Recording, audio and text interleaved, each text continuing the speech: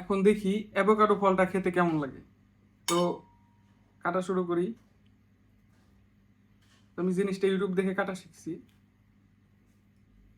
এই ফলটা পাকা আছে, বোঝা যাচ্ছে যে পাকা আছে, নরম নরম।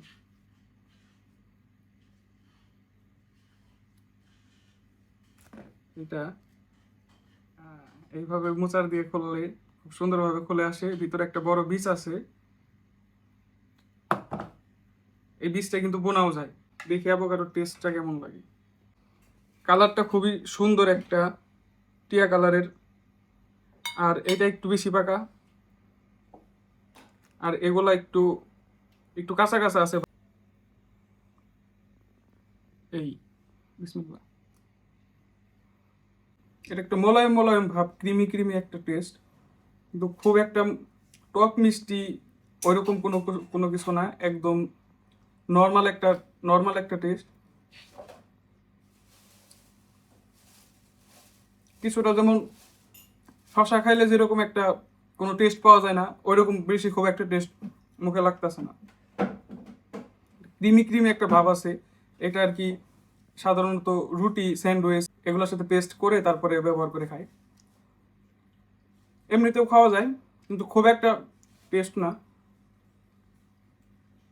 গন্ধটা খুব একটা ফিল করা যায় না, একদম হালকা একটা স্মেল।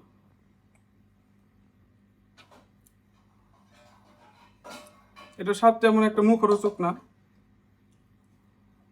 একদমই মাইল্ড একটা ফ্লেভারের স্বাদ। অ্যাভোকাডো এভাবে পেস্ট করে বিদেশিরা সাধারণত একটু লবণ, সাথে গোলমরিচের গুঁড়া আর একটু লেবুর রস এভাবে দিয়ে তারপরে ব্রেডের সাথে লাগিয়ে তারপরে খায়। অথবা ক্ষেত্র বিশেষে লবণ, মধু এভাবেও খায়। আমি একটু বাঙালি স্টাইলে নিয়েছি।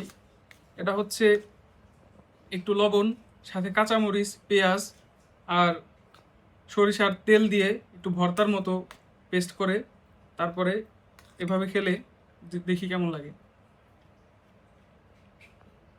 এভাবে টেস্টটা খুব সুন্দর টেস্ট আসে। একটু ব্রেডের সাথে লাগিয়ে খেলে এখন খুব সুন্দর লাগবে। এই ভিডিওটা এতটুকুই। নেক্সটে আরও দুইটা ফলের রিভিউ আছে। একটা হচ্ছে লাল লাল পিচ, আর একটা আছে ব্লুবেরি। তো ওগুলো দেখার জন্য আমাদের সাথেই থাকুন। ধন্যবাদ।